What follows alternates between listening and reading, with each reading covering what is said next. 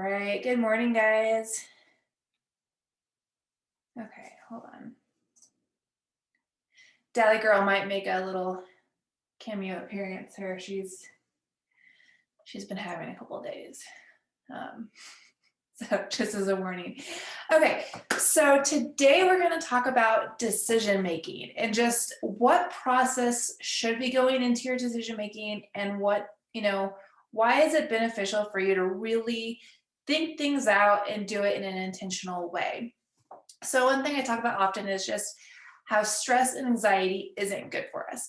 And we make decisions, we make hundreds, if not thousands of decisions every single day. And our brain can become really overwhelmed with that. And it gets to the point where we just don't want to make another decision. And you may think to yourself that you aren't making hundreds or thousands of decisions a day, but think about it, like you were deciding what shirt to wear, what pants to wear, what shoes to wear, maybe it's what time you're going to get up, what route you're going to take to work. Are you going to smile at that person? Are you going to avoid so and so? Like every single minute of the day, we're almost making another decision. And some decisions are, very small and they probably don't cause us any stress. And some decisions cause a lot of stress. And decision making is different for every single person. So for someone, like me, it might not stress me out to figure out what I'm going to wear today because that's just not a big deal for me. But other people, it's so stressful because they can't make that decision. They don't know how they want to present themselves that day, or maybe your work environment is different. It's across the board. So we never want to judge each other when it comes to how we make decisions or even the decision we made, right? Because a lot goes into it. Okay, so, you know, life is full of choices. And regardless of how important a decision is, good decision skills are going to be useful in your life, and they're going to be useful in your personal life, in your professional life, basically in anything you do. So, how do we go about making good decisions?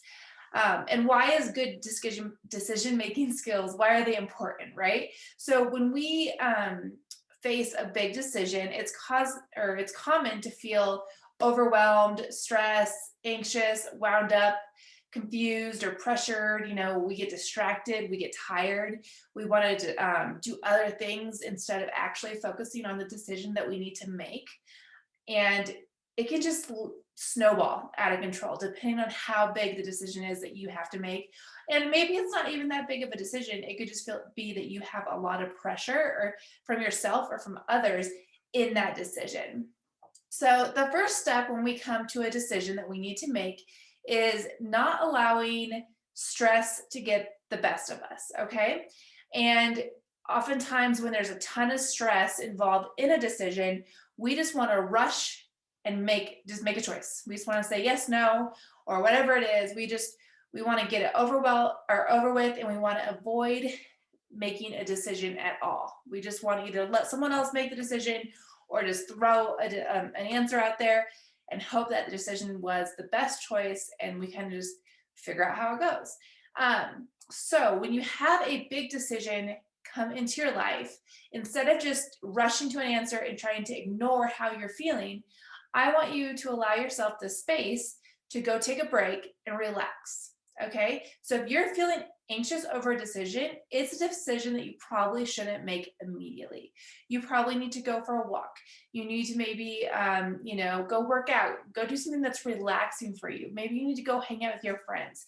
You need to give your mind a break before you come back to think more about the decision. And that kind of relates to step two, is that you really want to make sure that you're giving yourself enough time to go through this process to really think about the decision that you're going to be making.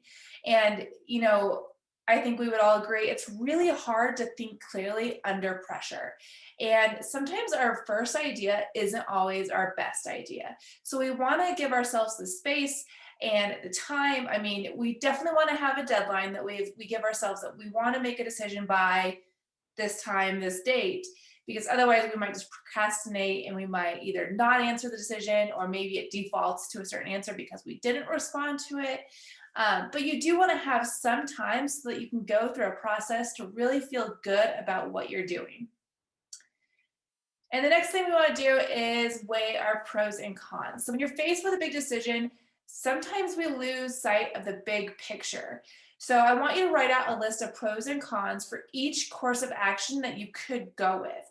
And sometimes the cons aren't nearly as bad as you thought they were, or maybe the pros aren't as strong as you thought they were, or maybe the pros are going to make it really clear that that's your decision. But when you start writing it out, it's a lot easier to see the big picture and what's actually in front of you and what the consequences of that decision are. And then as you're doing this, I really want you to think about who you are, your goals, your values, what you believe, because it's important to be true to ourselves in everything that we do and what we value in life. So we need to factor all of that into every single decision that we make, especially the big important ones. And oftentimes, most likely, the right decision is going to become really apparent during one of these steps. Whether it's really apparent when you just step away and take that rest and that break to kind of separate yourself from the stress, you just might all of a sudden, as you relax, you realize what needs to be done. Or maybe as you're working through these other steps, it just becomes really clear to you and you know that you feel good about that decision and that you can stand behind that. And the next thing I want you to do, if you're still in the decision-making process, is consider all the possibilities, okay? So making a decision can result in several different outcomes, and not all of them are always obvious right away. So we want to consider each option and just list out the positive things that can happen from that decision and also the negative things. So we want to think of any type of consequence that may come from that. And that might take a little bit more time. You might have to really brainstorm what impact your decision is going to have on you, on others, on just your environment. Like it depends on the decision you're making, but really spend time to think about how is that going to change my life, someone else's life, or maybe just, a situation. So take time to write that out and really think through it. And then if you're still trying to figure out your decision, talk to someone. So that's, friends are there for a reason.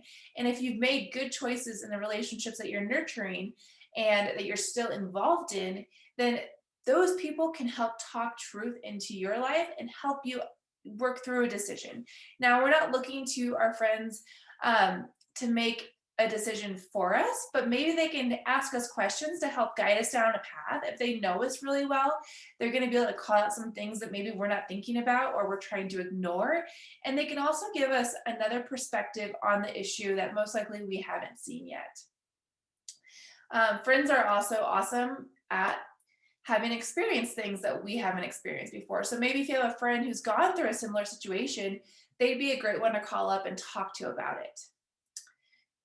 And then after that, I do encourage you to keep a diary. So if this is a really emotional or stressful decision, I encourage you to write about it, because writing out your emotions, especially if you don't feel comfortable telling someone about them, it helps to write it out and feel like you've put those emotions somewhere, and it helps you work through a process and kind of understanding where you're at and how you're feeling.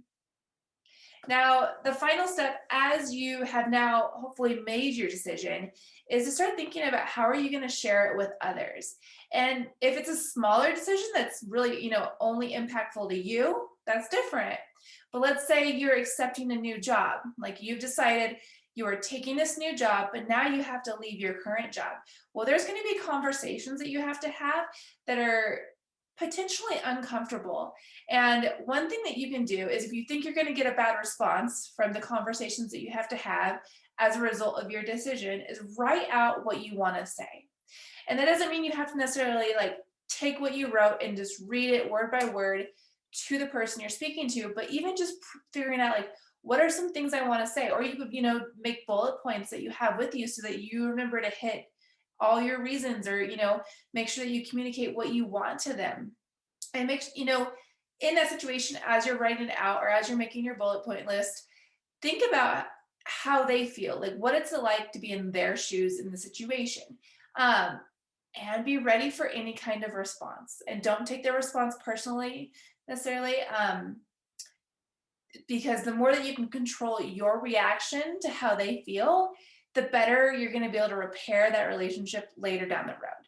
right? So if you respond abrasively back at them, that's not helpful. So write out kind of your plan of action, maybe some potential reactions that you're expecting, and what you would like to say or not say in that situation. And then after this is all over, I do encourage you to rethink, how you could have done this process better, just to learn yourself and the way that you make decisions and how you can improve on that. So maybe if this was really stressful and it didn't need to be stressful, maybe this is something that you can work on within your personal development. Or maybe it's something that you just need to like figure out what process works for you. So always, if you've just like anything in work, when you go through an entire project or process, at the very end, you want to debrief. And this debrief might just be with yourself. Maybe it's with a close friend, but look at, how did this go? Did you make the right decision? Did you really rethink all of your options that were given to you? And so, oops. Oh, I'm back. Okay. I just wanted to kind of walk you through some ideas on how to like take the stress and the overwhelm out of the decision making process and really just slow down and know that you have the right to give yourself time, and you should give yourself time and honor your emotions and how you're feeling, but also hold yourself accountable, give yourself deadlines, make sure you are really thinking through things. And also, the more that we can take decisions out of our life, so when, if we can lay your clothes out at night so that you don't have to make that decision in the morning, or the more that we can make our decisions for tomorrow, today, the less stressful tomorrow is going to be. Because tonight, if I lay my clothes out, there's no stress involved. But if I have 5 minutes to get dressed in the morning, that I'm starting my day with stress. So really think about all the decisions you're making and how many decisions can you actually remove or be proactive within your life, and just see how that feels. So those are my thoughts for today, and I love you all, and I will talk to you soon.